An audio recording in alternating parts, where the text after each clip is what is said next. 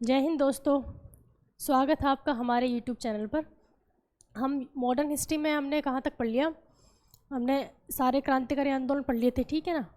Sorry, जनजातीय आंदोलन, इससे पहले सामाजिक सुधार आंदोलन पढ़े थे। आज क्रांतिकारी आंदोलन भी पढ़ेंगे। उससे पहले लेकिन इंडियन नेशनल कांग्रेस की स्थापना हो चुकी थी, तो इंडियन नेशनल कांग्रेस के बारे में पढ़ना है।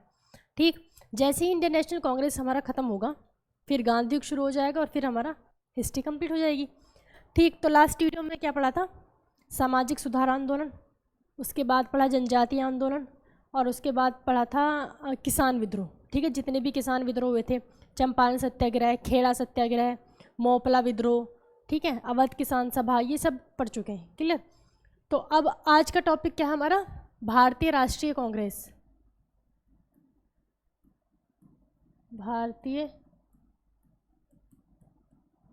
राष्ट्रीय कांग्रेस। ठीक, भारतीय राष्ट्रीय Congress, Indian national Congress, Indian national Congress. ठीक, अब ये जो इंडियन नेशनल कांग्रेस है, देखो इसकी स्थापना किसने की थी? अंग्रेजों ने कराई थी, अंग्रेजों ने ही की थी। तो इंडियन नेशनल कांग्रेस की स्थापना क्यों हुई? पहली बात तो ये है ना, क्यों अंग्रेजों ने ऐसा किया? इंडियन नेशनल कांग्रेस ऐसा हुआ जैसे कि पहले 1857 की क्रांति हो चुकी थी, है ना। उसके बाद बहुत सारे विद्रोह मैंने आपको पढ़ाए, जितने सामाजिक सुधार आंदोलन चले थे, किसानों के बहुत सारे विद्रोह थे। तो इन विद्रोह को कम करने के लिए, मतलब ये कह सकते हैं कि भारतीयों को एक उन्होंने क्या दे दिया, एक लॉलीपॉप की तरह, कि आप ना ऐसा करो, हम तुम्हारी बात सुनी जाएगी, जिससे कि उनका मतलब विद्रोह शांत हो जाए। हम एक ऐसी चीज़ बना रहे हैं, एक ऐसा प्लेटफॉर्म बना रहे हैं कि जहाँ पर आप आके अपनी बात कह सकते हो, ठीक है। और वहाँ आकर अध्यक्ष भी आप में से बनेगा, ठीक है, भारतीय होगा, और वहाँ पर आप अपनी बात रखो, क्या क्या प्रॉब्लम्स हैं, क्या क्या, फिर हम वो सारी चीज़ें कहाँ इंग्लैंड फॉरवर्ड कर देंगे और फिर आपकी बात मानी जाएगी, ठीक है। तो ऐसा इन्होंने, मतलब ये सोचकर कि ऐसा होगा, ये सोचकर इन्होंने भारतीय राष्ट्रीय कांग्रेस की स्थापना की। ठीक, लेकिन ये पड़ गया उल्टा, क्योंकि आपको पता हो, जितने भी आपने कांग्रेस के अधिवेशन पढ़े हैं कि इस अधिवेशन में ये हुआ, इस अधिवेशन में ये हो गया, और जितने बड़े बड़े जो नेता हैं, जिन्होंने बहुत बड़े बड़े लीडरशिप की, जैसे कि बाल गंगाधर तिलक हो गए, सरदार वल्लभ भाई पटेल हो गए, इवन महात्मा गांधी तो थे ही, और जवाहरलाल नेहरू, सारे के सारे इतने बड़े बड़े नेता कांग्रेस से ही उभर कर आए। ठीक, तो ये अंग्रेजों ने, कहते हैं ना कि अपने पैरों पे कुल्हाड़ी, तो अपने पैरों पे कुल्हाड़ी हो गया। ठीक, तो ये तो रीज़न तो समझ में आ गया कि क्यों किया था, भारतीय राष्ट्रीय कांग्रेस की स्थापना क्यों की थी। क्योंकि भारतीयों को एक मंच देना था कि जहाँ वो अपनी बात कह सकें। ठीक, उनको भी लगे कि हाँ, हमारे लिए भी ब्रिटिश गवर्नमेंट कुछ कर रही है, ठीक है ना। अब एक बार बात सुन ले कि हाँ ठीक है, तुम्हारा कुछ होगा, हम भेज देंगे वहाँ पे, है ना, वहाँ से कोई फैसला आएगा, इतना तो बात दब जाती है। तो अब देखते हैं कि कांग्रेस की स्थापना कब हुई। कांग्रेस की स्थापना होती है 1885 को, ठीक है, 1885 को, 1885 को कांग्रेस की स्थापना हुई। और कांग्रेस की स्थापना इन्होंने क्या किया, अंग्रेजों ने, एक स्कॉटलैंड, मतलब यूरोपियन कंट्री है स्कॉटलैंड, स्कॉटलैंड के एक व्यक्ति थे, उनका नाम था A.O. ह्यूम। A.O. ह्यूम, स्थापना किसने की? A.O. ह्यूम ने। तो इनको बुलाया, उन्होंने कांग्रेस की स्थापना की। A.O. ह्यूम, ठीक है, A.O. ह्यूम ने, इन्होंने इनकी कांग्रेस की स्थापना की। A.O. ह्यूम जो थे, ये असैन्य अधिकारी थे। क्वेश्चन पूछा जाता है क्या है असैन्य, मतलब कि इसका सेना से कोई मतलब नहीं था, असैन्य अधिकारी थे। अब ये भारत आए तो ये इनको शिमला अच्छा लगा, ये शिमला में रहने लगे। ठीक, तो शिमला में रहने लगे तो इनको फिर क्या कहा जाता है? शिमला का संत कहा जाता है। शिमला का संत यानी कि hermit of Shimla, hermit of Shimla किसको कहते हैं? A.O. ह्यूम को कहा जाता है। स्थापना समझ आ गई? स्थापना 1885 में हुई, A.O. ह्यूम ने की। A.O. ह्यूम कहाँ के थे? स्कॉटलैंड के थे, स्कॉटलैंड के असैन्य अधिकारी थे। अब इसके अधिवेशन जो होते हैं, अधिवेशन मतलब हम कह सकते हैं कि जो एक वर्ष में जो बैठक होती है, मतलब वार्षिक बैठक, है ना, जो वार्षिक बैठक होती है उसको, कांग्रेस की उस वार्षिक बैठक को क्या कहा जाता था? अधिवेशन कहा जाता था, अधिवेशन। ठीक, क्या कहा जाता था? अधिवेशन। तो जो पहले अधिवेशन की अध्यक्षता की, या हम कह सकते हैं कि कांग्रेस के पहले अध्यक्ष, यहाँ लिखते हैं पहला अधिवेशन, ठीक। कांग्रेस का जो पहला अधिवेशन था इसकी अध्यक्षता की थी व्योमेश चंद्र बनर्जी, व्योमेश चंद्र बनर्जी ने, ठीक है ना। व्योमेश चंद्र बनर्जी ने इस पहले अधिवेशन की अध्यक्षता की थी। ये जो अधिवेशन था ये पहले ना पुणे में होना प्रस्तावित हुआ था, यानी कि पुणे में कराना है हमें ये अधिवेशन। कहाँ पर? पुणे में। लेकिन पुणे में क्या हुआ, पुणे में प्लेग फैल गया, और प्लेग उस टाइम पे ना बहुत खतरनाक बीमारी थी। अब तो हर चीज़ का मतलब इलाज हो गया है, लेकिन प्लेग बहुत खतरनाक बीमारी थी, तो प्लेग फैल रहा था कहाँ? पुणे में। तो इस वजह से इस अधिवेशन को पुणे से कहाँ शिफ्ट कर दिया? मुंबई, मुंबई शिफ्ट कर दिया। मुंबई में एक स्कूल है गोकुलधाम तेजपाल संस्कृत विद्यालय, ठीक है, गोकुलधाम तेजपाल संस्कृत विद्यालय, संस्कृत विद्यालय। तो उसमें इसकी क्या हुई? बैठक हुई। कहाँ पे? मुंबई में। तो ये क्वेश्चन बहुत बार पूछा गया है कि पहले अधिवेशन की बैठक कहाँ हुई? पहला अधिवेशन कहाँ हुआ? मुंबई में हुआ। इस अधिवेशन में 72 लोगों ने भाग लिया, 72। अब इसको हम कहेंगे क्या? 72 प्रतिनिधि, 72 प्रतिनिधि ने इस अधिवेशन में भाग लिया, ठीक। इस अधिवेशन में कितने प्रतिनिधियों ने भाग लिया? 72, 72, 72 प्रतिनिधियों ने इस अधिवेशन में भाग लिया था। अब ये जो अधिवेशन है ये समझ आए कि व्योमेश चंद्र बनर्जी थे। कांग्रेस का जो अधिवेशन होता था ये दिसंबर में होता था, है ना, दिसंबर में होता था। अधिवेशन कब होता था? ये हर साल दिसंबर में, दिसंबर में। लेकिन फिर होने लगा ये जनवरी में। अब जनवरी में कब होने लगा? 1930, 1930 के बाद से, 1930 के बाद से कब होने लगा? ये जनवरी में होने लगा। अब ये आप ये कहानी आगे आप पढ़ेंगे, जवाहरलाल नेहरू के वजह से ऐसा हुआ था, ठीक है ना। ये कहानी आप पढ़ेंगे बाद में कि ये क्यों हुआ था 1930 में। 1930 के बाद से कब होने लगे? जनवरी में होने लगा। क्लियर? अब ये जो है देखो 1885 में स्थापना हो गई। 1885 में अगर हम कितने 20 साल जोड़ेंगे, 1885 में 20 साल जोड़ेंगे 1905 आ जाएगा। 1905 में आपको पता होगा कि 1905 में क्या हो गया था? बंगाल विभाजन हो गया था। 1905 में क्या हुआ था? बंगाल विभाजन। तो कांग्रेस के जो स्टार्टिंग के क्या थे? 20 साल थे। कांग्रेस की शुरुआत के 20 साल, यानी कि 1885 से लेकर 1905 तक, ये जो प्रथम 20 साल थे, प्रथम 20 साल, जो प्रथम 20 साल थे इसको कहा जाता उदारवादी, उदारवादी, उदारवादी काल, ठीक है ना। क्या कहा जाता? उदारवादी काल। पहले 20 साल को क्या कहा जाता? उदारवादी काल। अब उदारवादी काल क्यों कहा जाता था? क्योंकि जो ये पहले स्टार्टिंग के 20 साल थे, जब तक कि बंगाल विभाजन की घोषणा नहीं की थी अंग्रेजों ने, तो इन 20 सालों में जो जितने भी कांग्रेस के अध्यक्ष बने, जैसे कि व्योमेश चंद्र बनर्जी थे, है ना, बाद में फिर दादा भाई नौरोजी बने, बहुत सारे अध्यक्ष बने, तो वो सब क्या थे? स्टार्टिंग में जो 20 साल थे इनमें सिर्फ अंग्रेजों की हाँ में हाँ मिलाते थे, ज़्यादा ना तो अपना कोई रिएक्शन देना है, ठीक है। अंग्रेज क्योंकि स्थापना इसकी अंग्रेजों ने ही की थी, तो जैसा वो कहते थे कि हाँ चलो ठीक है ना, उसकी हाँ में हाँ मिलाते थे। लेकिन जब 1905 में इन्होंने बंगाल विभाजन की घोषणा की, तो उनका जो ये इससे जुड़े हुए थे, है ना, इसके जो अध्यक्ष थे इससे जुड़े हुए थे, उनमें गुस्सा हो गया, मतलब उनमें गुस्सा फूट पड़ा, ठीक। तो तब वो भड़के, उसके बाद उनमें कहते हैं ना कि जोश वाली चीज़, जोश आ गया। तो स्टार्टिंग के 20 साल क्या कहा जाता है? उदारवादी काल। अब इस उदारवादी काल को बाल गंगाधर तिलक ने कहा है राजनीतिक भिक्षा का काल। क्या कहा है तिलक ने? बाल गंगाधर तिलक ने क्या कहा है इसको? राजनीतिक भिक्षा,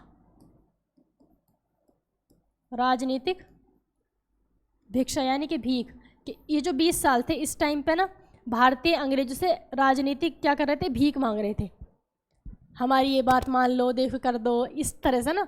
तो राजनीतिक भिक्षा का काल किसको कहा जाता है? शुरुआत के 20 साल को, ठीक। तो ये थे मतलब मेन पॉइंट्स कि भारतीय राष्ट्रीय कांग्रेस। अब इसके बाद तो सिर्फ यही बचता है कि अधिवेशन, भारतीय राष्ट्रीय कांग्रेस के जो कांग्रेस के जितने अधिवेशन हुए हैं, तो उसमें से इंपॉर्टेंट अधिवेशन वो आपको मैं एक बार में करा दूंगी। कौन सी सन में हुआ, कहाँ हुआ, और उसमें अध्यक्षता किसने की थी, मेन बात उसमें क्या हुई, जिसमें कुछ भी मतलब कोई इंपॉर्टेंट चीज़ हुई है जिस अधिवेशन में, है ना, वही अधिवेशन इंपॉर्टेंट होते हैं, वही पूछे जाते हैं। फिर इसमें ये भी आता है कि पहले मतलब पहले अध्यक्ष तो पता है व्योमेश चंद्र बनर्जी, पहली महिला अध्यक्ष, पहले अंग्रेज अध्यक्ष, पहले मुस्लिम अध्यक्ष, है ना, बदरुद्दीन तैयब जी। तो उस तरीके से हम इसको अधिवेशन में पढ़ेंगे, ठीक। लेकिन स्टार्टिंग इसकी कैसे हुई, क्यों हुई, कब हुई, वो आपने पढ़ लिया, ठीक है ना। तो अब टॉपिक आपको लिंक किसका मिल गया है, बंगाल विभाजन का।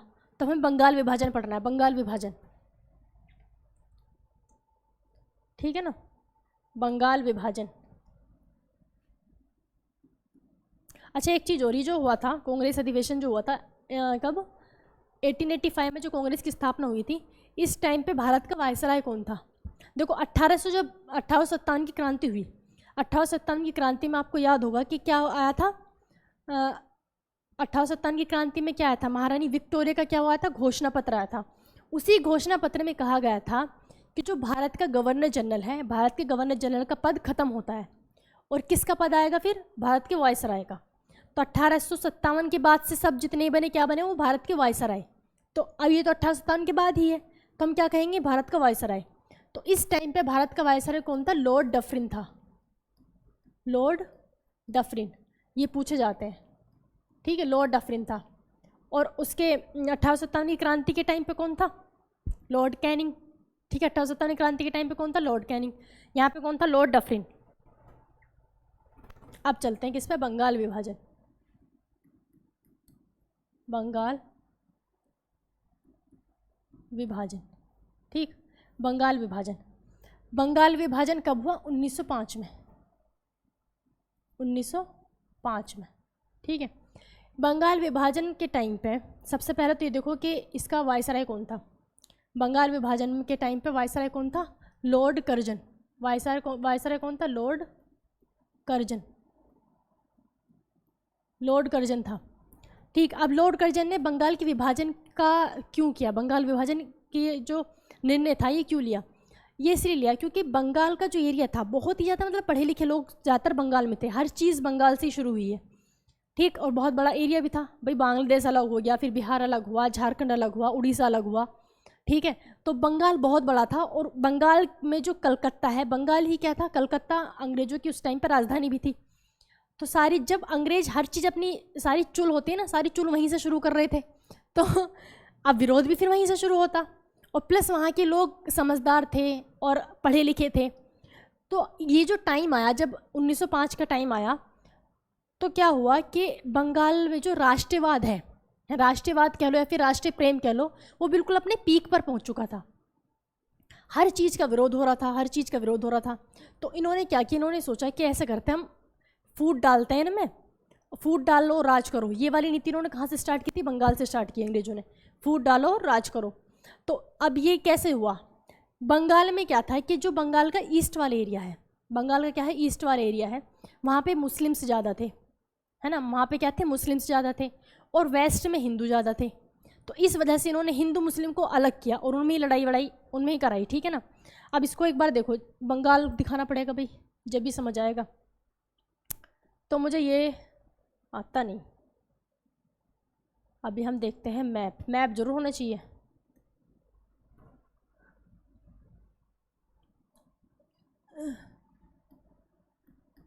इंडिया मैप,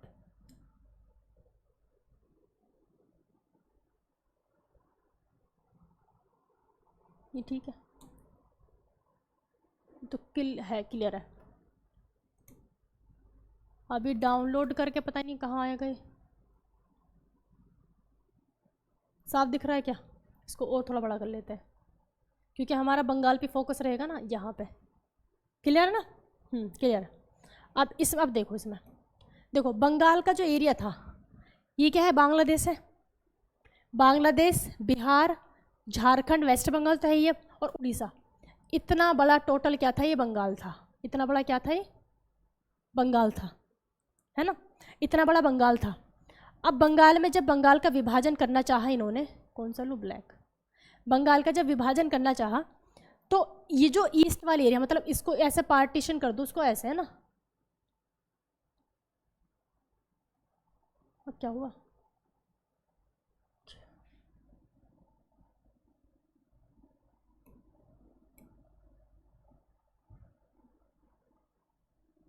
चल क्यों नहीं रहा है अब?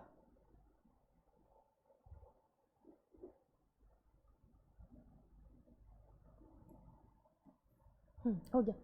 अब ये गलत ही चल गया। चलो थोड़ा सा इसको लाइन को मैं चला के देख रही थी कि चलेगा नहीं चलेगा। इसको ऐसा कर दो, है ना। तो ये जो ईस्ट वाले एरिया है, यहाँ पे क्या थे, यहाँ पे मुस्लिम्स ज़्यादा थे, यहाँ पे क्या थे, मुस्लिम्स ज़्यादा थे, और इधर इस वाले एरिया में हिंदू ज़्यादा थे। तो अंग्रेजों ने सोचा तो ऐसा करते हैं कि ये जो मुस्लिम्स हैं इनको अलग कर देते हैं और हिंदुओं को अलग कर देते हैं। आज भी जो बांग्लादेश है, बांग्लादेश क्या था उस टाइम पे, फिर जब पार्टीशन हुआ, मतलब जो इंडिया पाकिस्तान अलग हुए थे, तो उस टाइम पे इसको क्या बनाया गया था, पूर्वी पाकिस्तान, है ना, पूर्वी पाकिस्तान। फिर 1971 में इसको बांग्लादेश हो गया।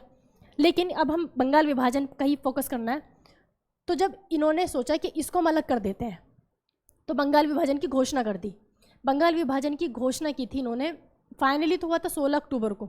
बंगाल विभाजन 16 अक्टूबर को हो चुका था, जून में की थी, है ना, जुलाई अगस्त सितंबर अक्टूबर, हाँ जून में, ठीक है। तो ये जो है 16 अक्टूबर, तुम्हें डेट याद है, घोषणा वाली याद नहीं, ठीक है। तो अब जब इन्होंने घोषणा करी कि इधर है मुस्लिम्स, तो मुस्लिम्स से तो ये कहते थे कि हम तुम्हारा संरक्षण करेंगे और तुम ना इन हिंदुओं को मारो, ठीक है, हम तुम्हारे साथ हैं, मार इसे, या कुछ भी मतलब जब लड़ाई करो तो कैसे भी करा दो, मस्जिद में जाके कुछ क्या कहे, जय श्री राम के नारे लगाने लगो, फिर या फिर वहाँ पे क्या होता है ना कि भगवा झंडा लगा दो, या फिर मंदिर में जाके कुछ ऐसा कर दो। तो इस तरह से उन्होंने किया, ठीक है, हिंदू मुस्लिम से मैं फूट डाली। और इधर भाई थोड़ा बहुत इधर तो मुसलमान होंगे, इधर थे अल्पसंख्यक माइनॉरिटी वाले मुसलमान, तो उनसे भी यही कहा कि हम तुम्हारे साथ हैं, और ये तो इतने सारे लोग हैं, तुम्हें आगे रहना चाहिए, ये करना चाहिए, वो करना चाहिए। तो इस तरीके से इन्होंने हिंदू मुस्लिम में फूट डाली। लेकिन अब आज के टाइम पे तो ऐसा हो सकता है, और उस टाइम पे तो भारत में होता ना कि एक तो अखंडता संविधान में बाद में आया, भाई संविधान बाद में बना, और उसी में क्या है, एक तो अखंडता है। लेकिन वो चीज़, जब वो चीज़ लिखी गई संविधान में, तब वो फॉलो नहीं हुई। लेकिन जब था भी नहीं हमारा संविधान, तब वो था, तब हमारे भारत में एकता, यूनिटी और डिग्निटी हमारे भारत में थी। तो इस बंगाल विभाजन का बहुत ज़्यादा विरोध हुआ, बंगाल विभाजन का बहुत ज़्यादा विरोध किया गया, और लोगों में मतलब इसकी जैसे ही चाह रहे थे वैसा हुआ ही नहीं। इन्होंने पार्टीशन तो कर दिया, लेकिन सब ने बंग भंग आंदोलन चलाया, बंगाल विभाजन रद्द करो, बंगाल विभाजन रद्द करो। और इसके बाद फिर जो मुस्लिम्स थे, है ना, नॉन मुस्लिम्स और मुस्लिम्स, उन्होंने आपस में राखियाँ वगैरह बांधी, गले मिलना, ये तो मतलब भाईचारा को दिखाने के लिए ये सारी चीज़ें की। तो इस टाइम पे इन्होंने चलाया फिर स्वदेशी आंदोलन। इंडियंस ने क्या चलाया, स्वदेशी आंदोलन। अब ये कैसे जाएगा,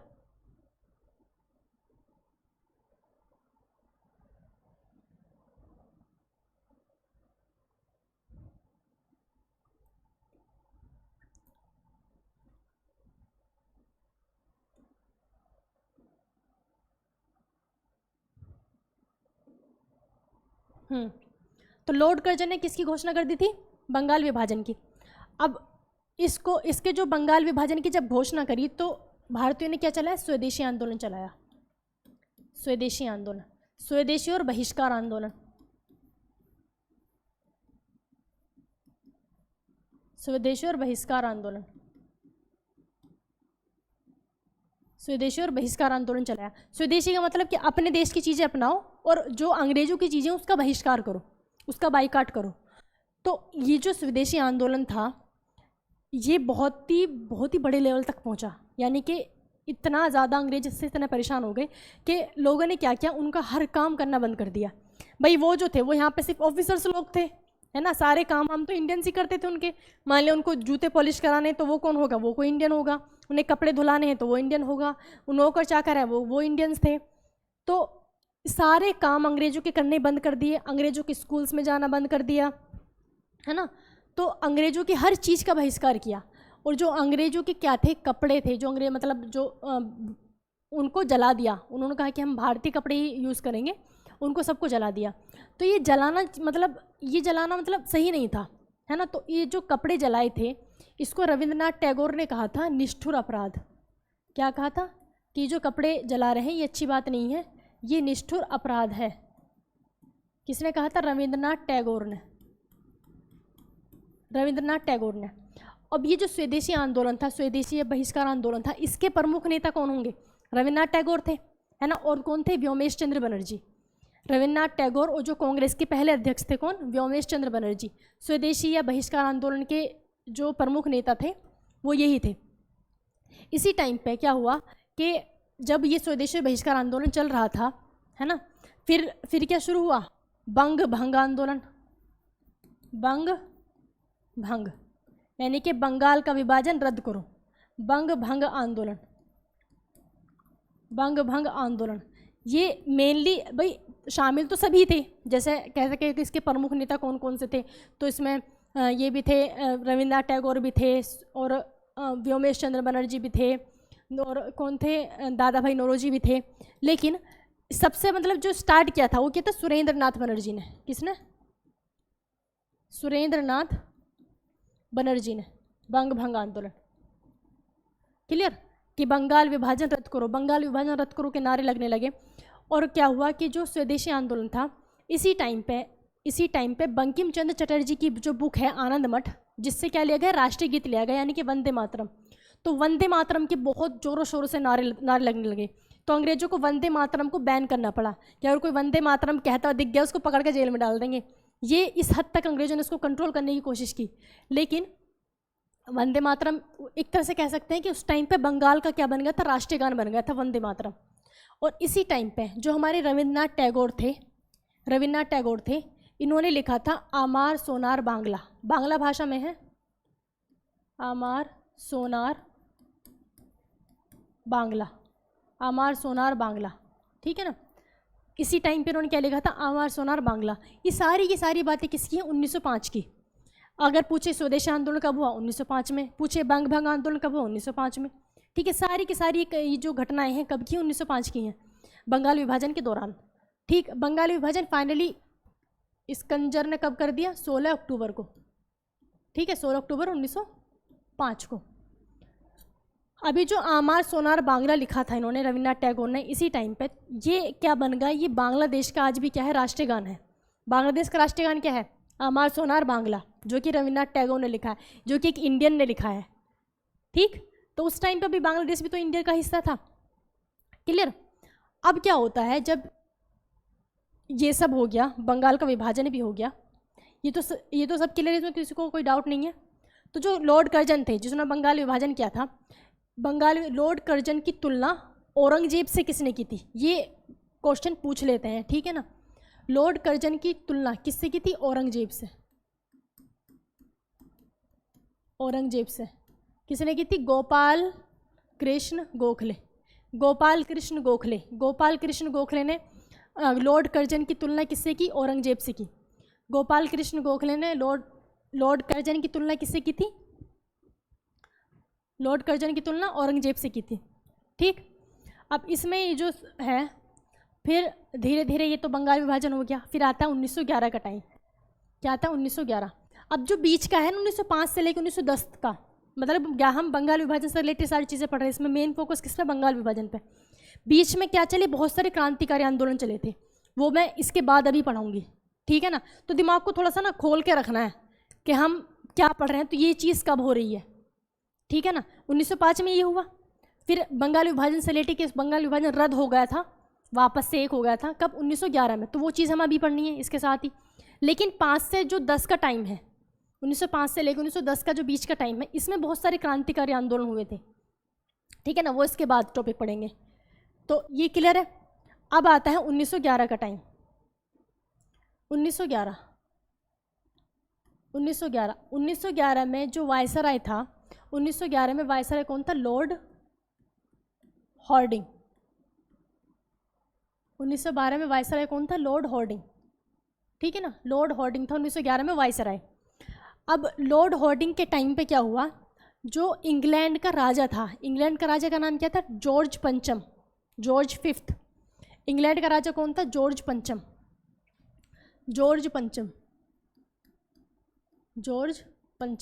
इंग्लैंड का राजा था जॉर्ज पंचम। ठीक, अब जॉर्ज पंचम भारत आया। जॉर्ज पंचम कहाँ आया, भारत आया। अब जॉर्ज पंचम भारत आया तो भैया इसको तो बहुत अच्छे वेलकम की जरूरत थी, सोचो इसी का तो सब कुछ था, है ना, राजा था ये तो जब राजा आया तो इसके वेलकम के लिए इन्होंने सोचा कि भैया बंगाल में तो कुछ ना कुछ होता रहता है यहाँ इसका वेलकम नहीं करे, यहाँ नहीं रख रहे, पता चला कोई क्रांतिकार आए और इसके ऊपर ही बम फोड़ दे, इसको ही गोली मार के चला जाए। तो इन्होंने क्या सोचा, ऐसा करते हैं कि जॉर्ज पंचम को जो पूरा जो बहुत बड़ा वो होगा, मतलब इनका वेलकम, ये जो भी प्रोग्राम करना है, हम क्या करते हैं, हम इसको दिल्ली में करते हैं वो चीज़। तो जॉर्ज पंचम की आने की खुशी में दिल्ली में जो प्रोग्राम किया गया उसको कहा गया दिल्ली दरबार। क्या कहा गया? दिल्ली दरबार। ठीक, दिल्ली दरबार कब हो रहा है ये सब? 1911 में। ठीक है, दिल्ली दरबार कहा गया। अब इस दिल्ली दरबार में बहुत सारे प्रोग्राम हुए, इनका वेलकम हुआ बहुत अच्छे से जॉर्ज पंचम का। फिर इस दिल्ली दरबार में ही 3 घोषणा की। किसने? लॉर्ड हॉर्डिंग ने 3 घोषणाएं की। वे 3 घोषणाएं बहुत ज़्यादा इंपॉर्टेंट हैं। 1911 में 3 घोषणाएं क्या हुई? सबसे पहले क्या हुआ, इन्होंने कहा कि बंगाल विभाजन रद्द, बंगाल विभाजन रद्द किया जाता है, बंगाल विभाजन रद्द किया जाता है। ठीक है ना, सबसे पहले क्या क्या? बंगाल विभाजन रद्द। हाँ, तो घी के दिए जल गए। ठीक है ना, बंगाल विभाजन रद्द किया जाता है।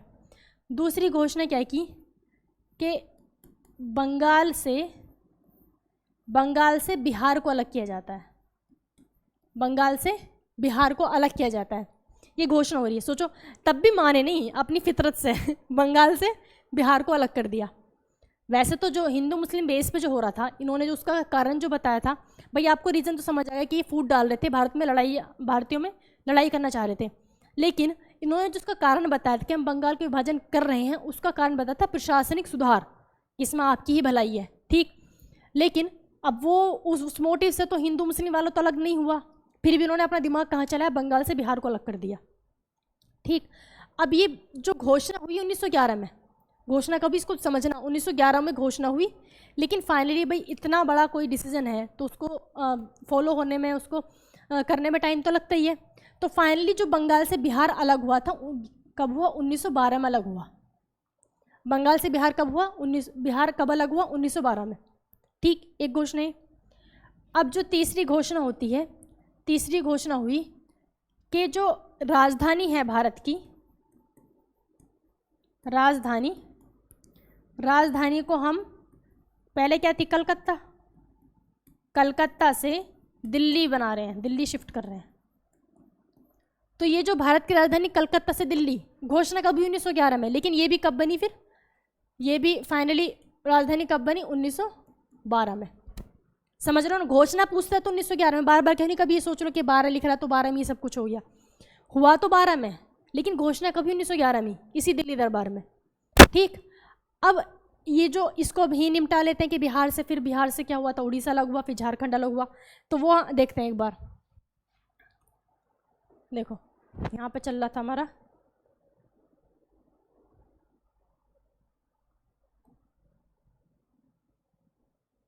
इससे तो कलर भी ना दिख रहे। इतना क्या है? ये बंगाल है, बंगाल था, इतना क्या था? ये बंगाल था। ठीक, इसमें बांग्लादेश है, वेस्ट बंगाल है, झारखंड है, बिहार है, उड़ीसा है। ठीक है ना। अब 1912 में क्या हुआ? इस पूरे बंगाल से क्या हुआ? ये वाला एरिया अलग हो गया। ये तो मैंने ऊपर से तो फालतू बना दिया, इसको यहाँ से हटाओ। ये क्या है? हमारा बिहार है ना, बिहार है। तो बिहार को कब अलग कर दिया? 1912 में। 1912 में किसको अलग कर दिया? बिहार को अलग कर दिया। फिर धीरे धीरे आगे चलकर अब बिहार अलग हो गया ना, है ना, बिहार को अलग कर दिया। अब बिहार जो अलग हुआ था, सोचो, देखो एक चीज़ हो रहा है, बिहार जब अलग हुआ, बिहार काफ़ी बड़ा था। बिहार जो अलग हुआ था, बिहार इतना नहीं था। बिहार जो अलग हुआ, अबे यार, इतना हुआ था, इतना। इधर तो बंगाल था, इस बंगाल में अब क्या क्या शामिल हुए? बांग्लादेश और वेस्ट बंगाल, बांग्लादेश और वेस्ट बंगाल। ये पूरा तो बंगाल हो गया, पूरा क्या हो गया? बिहार हो गया, ये पूरा बिहार हो गया। फिर क्या हुआ? 1936 में, 1936 में अब बिहार इतना है तो इसका बीच वाला पार्ट तो अलग कर नहीं सकते, है ना। ये जो उड़ीसा है ना, उड़ीसा कैसे है ये? अभी चलना रहा, ऐसे समझ लो, 1936 में क्या हुआ, जो उड़ीसा है उड़ीसा को अलग कर दिया। अब बिहार इतना है, 1936 में किसको अलग कर दिया, उड़ीसा को अलग कर दिया। अब बिहार है इतना। फिर सन 2000 में 15 नवंबर सन 2000 में, मैंने अभी जब वो पढ़ रहे थे हम, जनजातीय आंदोलन क्या हुआ था झारखंड में, मुंडा विद्रोह। तो मुंडा विद्रोह जो कौन थे, बिरसा मुंडा, उनकी जयंती कब है, मतलब उनका जन्म कब हुआ था, 15 नवंबर को। तो 15 नवंबर सन 2000 को, अब बिहार इतना है ना, तो बिहार से किसको अलग कर दिया, झारखंड को अलग कर दिया। ठीक है ना, इस तरीके से अलग हुए थे।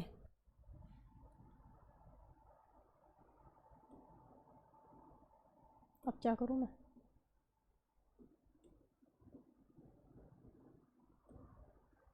भाई ये बड़ी परेशानी है, मैं सीखना पड़ेगा। अभी पेन ही चले जा रहा है।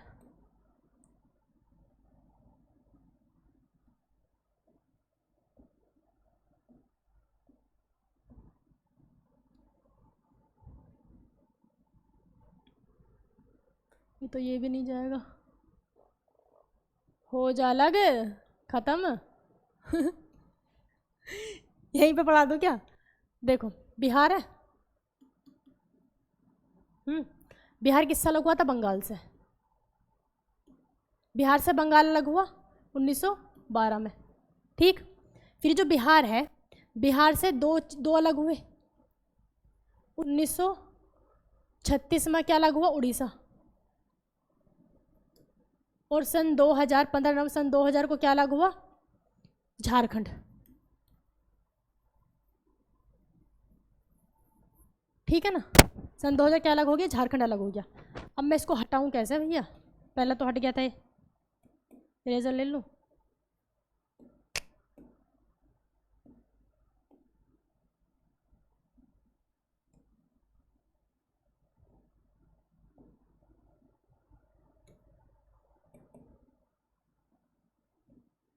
हो गया। अच्छा, उस पर करना था क्लिक। ठीक है ना, तो ये क्या था, ये समझ आ गया कि इससे 3 क्या होगी, घोषणा हो गई। और ये चीज़ सारी चीज़ें फॉलो कभी 1912 में फॉलो हुई। अब जब ये बंगाल विभाजन, ये तो क्लियर हो गया, इसमें तो कोई दिक्कत है नहीं।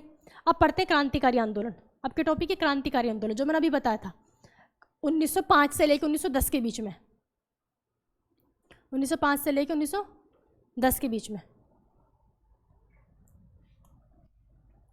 आ जाओ, क्रांतिकारी आंदोलन।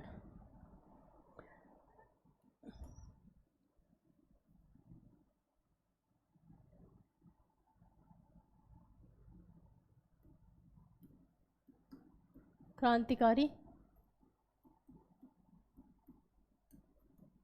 आंदोलन, ठीक है। ये जो क्रांतिकारी आंदोलन था, ये क्रांतिकारी आंदोलन हमारे देश में भी हुआ, और भैया उस पढ़े लिखे लोग थे, बाहर भी थे, तो विदेशों में भी क्रांतिकारी आंदोलन हुए। तो इसके क्या हो जाएंगे, 2 तो इसके पार्ट हो गए। एक तो हो गया देश में, हमारे देश के अंदर, और एक हो गया विदेश में। ठीक, जो हमारे देश में हुआ, ये भी क्या हुआ, 2 चरणों में हुआ, 2 चरणों में हुआ। जो पहला चरण है, फर्स्ट फेज़ है, फर्स्ट फेज़ वाला ही अभी पढ़ाऊंगी मैं। ठीक है, 1905 से लेकर 1910 के बीच में। और ये सेकंड चरण वाला है, इसमें किसकी एंट्री होगी, भगत सिंह की। जो 1924 में जो काकोरी षड्यंत्र वगैरह हुए, तो 1924 में क्या बना था वो, HSRA, ठीक है ना, हिंदुस्तान सोशल रिपब्लिक एसोसिएशन, वो सब पढ़ेंगे सेकंड फेज में। फिर क्या है, विदेश का। तो चलते हैं इस पर फर्स्ट फेज में, है ना। जो पहला फेज है हमारा, इसमें इसकी शुरुआत किसने की थी, इसकी शुरुआत की थी बाल गंगाधर तिलक ने। किसने, बाल गंगाधर तिलक। बाल गंगाधर तिलक ने क्रांतिकारी आंदोलन की शुरुआत की। अब क्रांतिकारी आंदोलन की शुरुआत कैसे की, इन्होंने कहा कि हमें क्या करना चाहिए कि जो हमारे लोगों के अंदर, मतलब उनको पता ही नहीं कि हमारे साथ क्या क्या हो रहा है ना। भाई बहुत सारे लोग ऐसे कि होने तो जो हो रहा है, हम तो ठीक है ना। उनको अपना ना तो फ्यूचर दिखता था, तब अंग्रेज़ों का यहाँ पे कब्जा होता जा रहा है, या फिर आगे क्या होगा, है ना। ऐसा कुछ नहीं, सब आराम से जो थे, मतलब जिनको कोई प्रॉब्लम नहीं थी, वो कोई सोच ही नहीं रहा था। तो इनको बाल गंगाधर तिलक को लगा कि हमें चाहिए कि लोगों को एकजुट किया जाए, है ना, और उनको फिर इनके अंदर एक जोश पैदा किया जाए। तो इन्होंने क्या किया, बाल गंगाधर तिलक ने क्या किया, गणपति महोत्सव शुरू किया। गणपति महोत्सव ये कहाँ के थे, महाराष्ट्र के थे। और महाराष्ट्र में गणपति महोत्सव बहुत अच्छे से मनाते हैं, है ना, गणपति बप्पा मोरिया, तो बहुत अच्छे से मनाता है गणपति महोत्सव। तो इनको लगा कि ऐसा करते हैं, मतलब एक वैसा अगर किसी को मैं बुलाऊंगा कि आओ मेरे साथ ये भाषण देना शुरू कर दूं, तो कोई नहीं जुड़ेगा।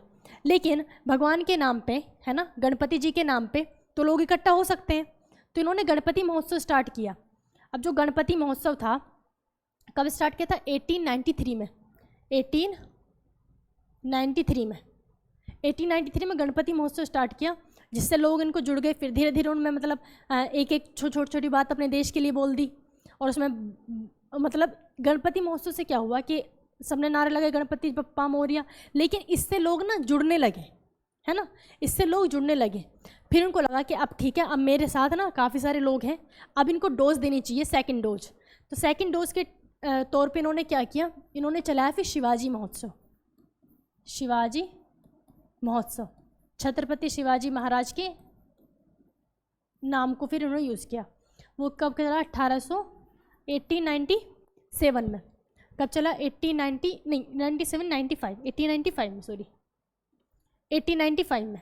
इसके 2 साल बाद ही क्या शुरू किया? शिवाजी महोत्सव। अब महाराष्ट्र में भैया शिवाजी जी को बहुत मानते हैं, उनको भगवान की तरह पूछते हैं।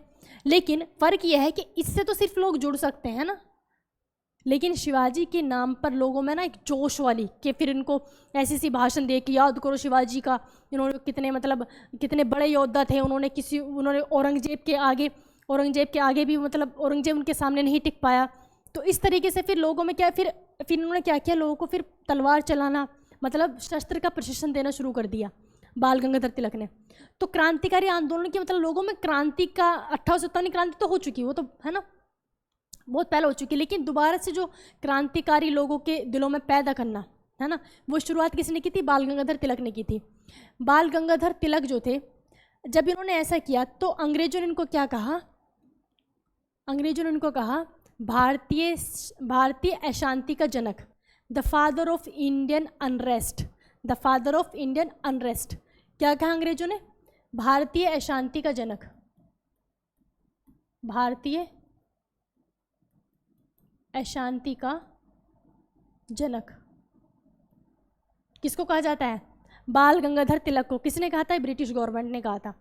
अब इन्होंने जब ये भारतीय शांति के जनक तो बन गए, शिवाजी महोत्सव में इन्होंने लोगों को जुड़ भी गए लोग, और उनके बीच में मतलब जोश भी पैदा हो गया।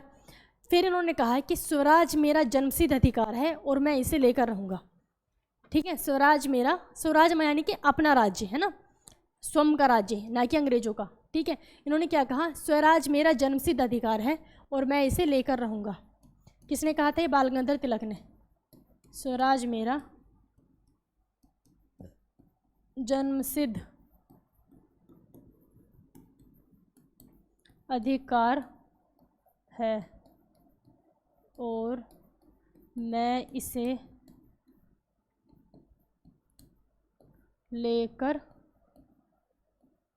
लेकर ही रहूँगा। ठीक है, स्वराज मेरा जन्मसिद्ध अधिकार और मैं इसे लेकर ही रहूँगा। किसने कहा था? बाल गंगाधर तिलक ने कहा था। क्लियर इतनी बात? तो ये यहाँ से क्या हुई? शुरुआत हुई। अब इसके बाद फिर और सारी क्रांतिकारी, फिर आता है व्यायाम मंडल। फिर क्या बना? व्यायाम मंडल।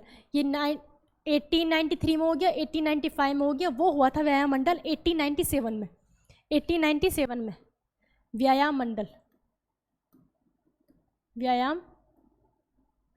मंडल, व्यायाम मंडल की स्थापना जो की थी, शुरुआत की थी 1897 में चापेकर बंधुओं ने। किसने?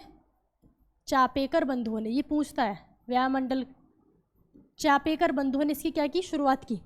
व्यायाम मंडल की शुरुआत किसने की थी? चापेकर बंधुओं ने। अब इन्होंने कुछ ना कुछ कांड भी किया होगा, भाई व्यायाम मंडल बनाया है तो कुछ ना कुछ कांड भी किया होगा। तो ये क्या हुआ? पुणे में क्या हुआ था? प्लेग फैल रहा था भाई 1885 में। आपने अभी सुना कि पुणे में क्या था? प्लेग फैल रहा था। तो अंग्रेजों ने फिर लोगों को मतलब थोड़ा सा शांत करने के लिए क्या किया? एक प्लेग अधिकारी भेजा।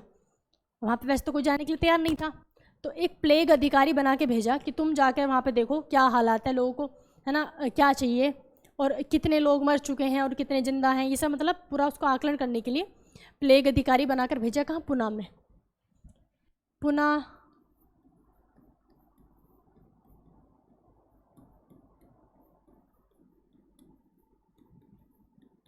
ये जो प्लेग अधिकारी था इसका नाम क्या था? आयर्स था। क्या नाम था, आयर्स था, आयर्स्ट।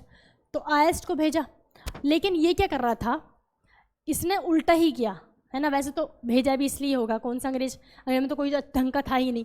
तो इसने क्या किया, वहाँ से उल्टा वो टैक्स वसूलने लगा।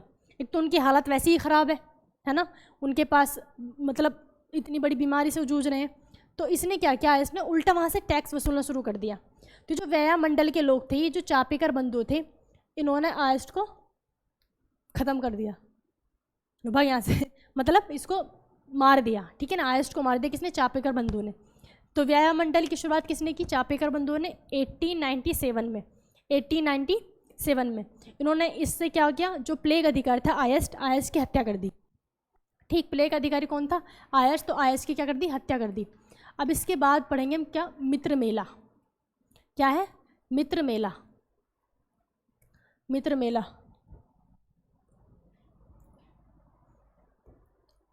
मित्र मेला, मित्र मेला। मित्र मेले की शुरुआत की थी 1901 में वीडी सावरकर, यानी कि विनायक दामोदर सावरकर ने। विनायक दामोदर सावरकर ने किसकी शुरुआत की, मित्र मेला की शुरुआत की विनायक दामोदर सावरकर ने। विनायक दामोदर सावरकर ने किसकी शुरुआत की थी, मित्र मेला की शुरुआत की। ये जो मित्र मेला है, ये मित्र मेला ही आगे चलकर क्या बन गए, अभिनव भारत बन गया। अभिनव भारत मतलब ये समझो इसका नाम चेंज हो गया।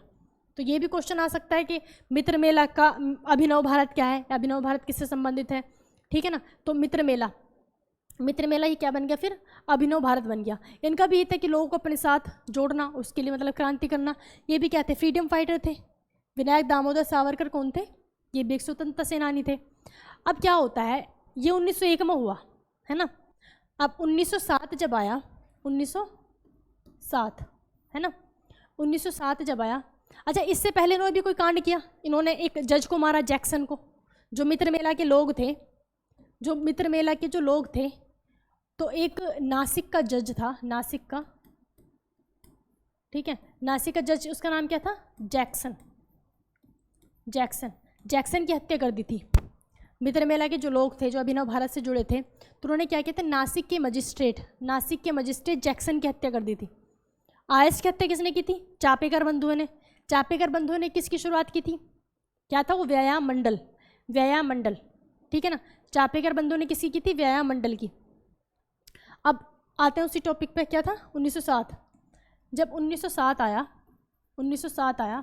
अब 1907 से आप लगाओ कि 1857 की क्रांति को कितना टाइम हो गया, 50 साल होगी पूरे भाई। 1857 उसको 50 मान लेते तो 50 साल सीधे में, वे जो 7 हटाए थे वो यहाँ पर जोड़ लो, कितने हो गए, पूरे 50 साल हो गए। तो 1907 में विनायक दामोदर सावरकर कहाँ गए, लंदन गए, और वहाँ पर 1857 की क्रांति का, 1857 की क्रांति की 50वीं वर्षगांठ मनाई। सोचो, लंदन जाके 50वीं वर्षगांठ मनाई, ठीक है ना। 1907 में इसको 50 साल पूरे हो गए, 1857 की क्रांति को। विनायक दामोदर सावरकर ने एक बुक लिखी, उसका नाम था इंडिया वार फॉर फ्रीडम। क्या नाम था, इंडिया वार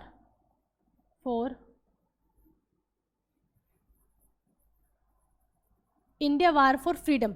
इस बुक में किसकी, वीडी सावरकर की, विनायक दामोदर सावरकर की।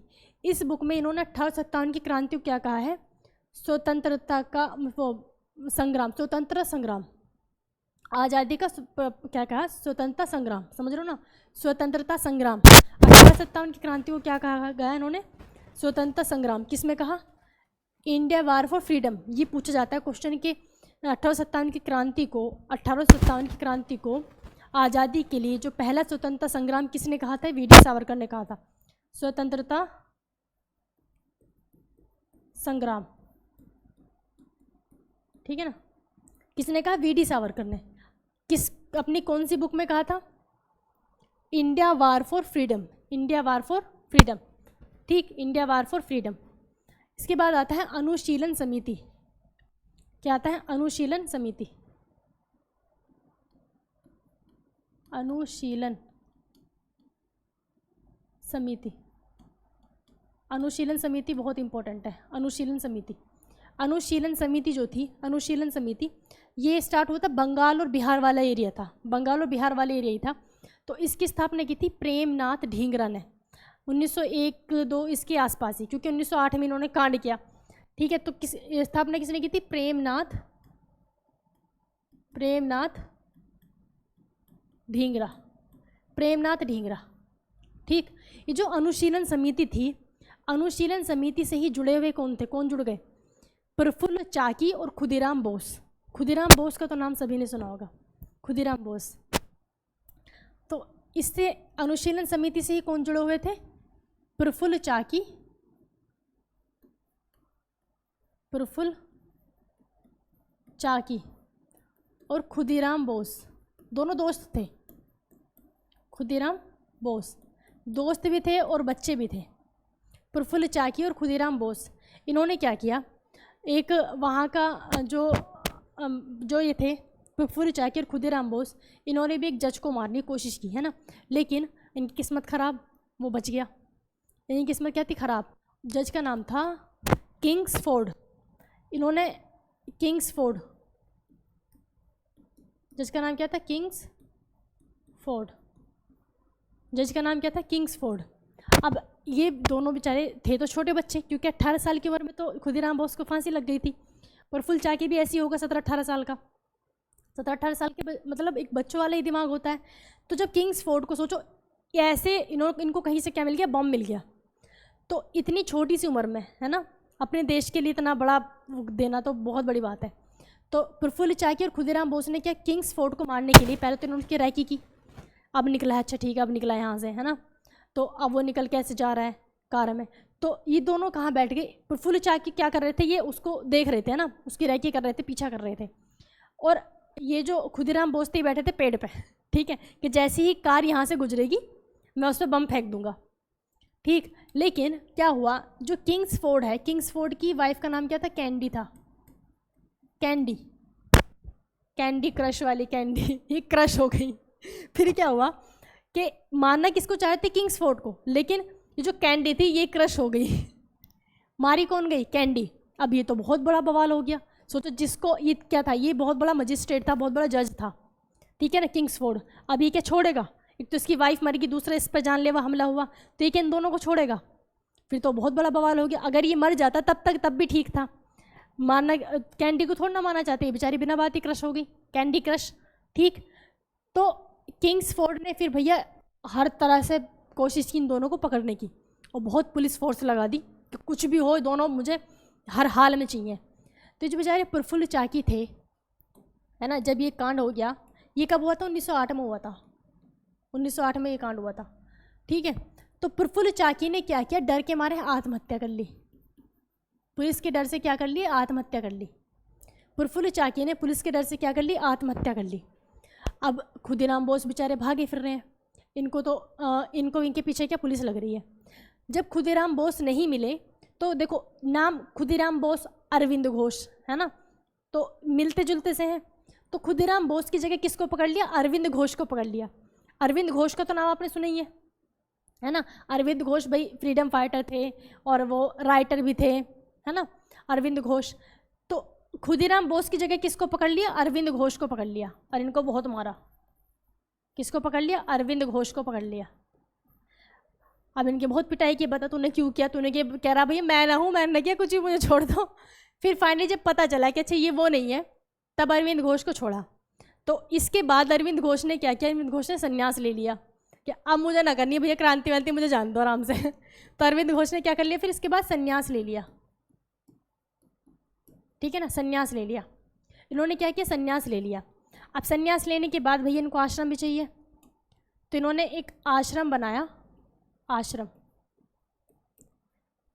बनाया कहाँ? पौंडीचेरी में। पौंडीचेरी में आश्रम बनाया। उस आश्रम का नाम है ओरोविल आश्रम। क्या नाम है? ओरोविल आश्रम। ओरोविल आश्रम की स्थापना किसने की?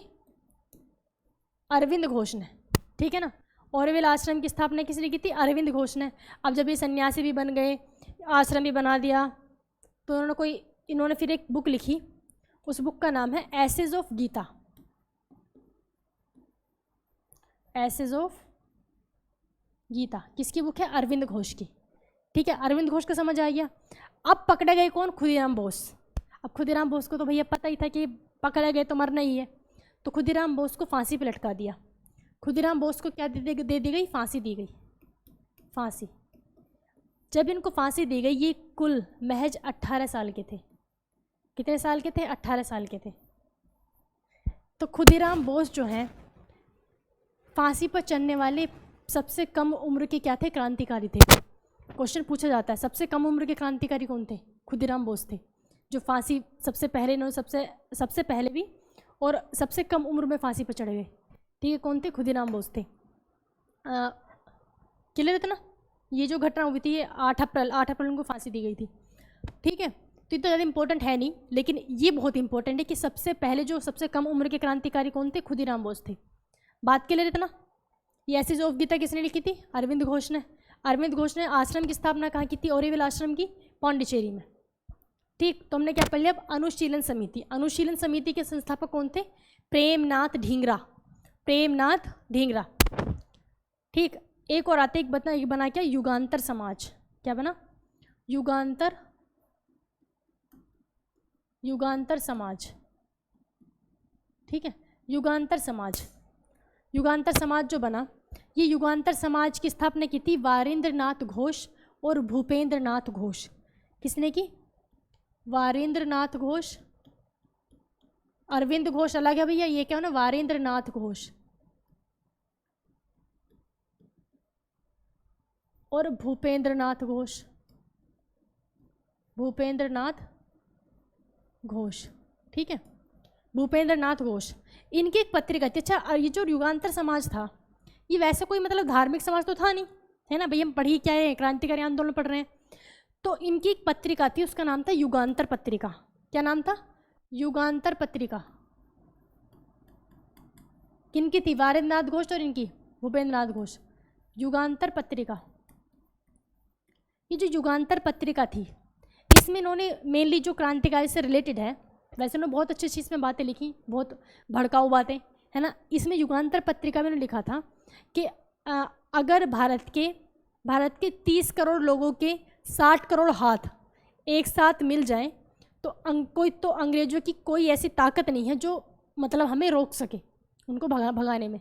भाई 30 करोड़ लोगों के एक के 2 हाथ, 30 करोड़ के 60 करोड़ हाथ हो गए। ठीक है, किस में कहा था? युगांतर पत्रिका में कहा था। मतलब इनका यही था कि हिंदू मुस्लिम जो भी हैं सबको एकजुट होकर और अंग्रेजों का खात्मा करना। ठीक है, इस तरह की बातें किसमें होती? युगांतर पत्रिका में होती थी। तो जो लोग इस पत्रिका की वजह से इसमें जुड़ते चले गए इनके साथ, उसी को क्या कहा गया? युगांतर समाज कहा गया। ठीक है ना? क्या कहा गया इसमें? कि 30 करोड़ लोगों के 60 करोड़ हाथ एकजुट हो जाएं तो कोई ताकत नहीं जो अंग्रेजों को यहाँ से भगाने में रोक सके। ठीक है, अब ये जो है युगांतर समाज सब पढ़ लिया आपने। फिर 1910 आते 1911 में तो बंगाल विभाजन रद्द हो गया था।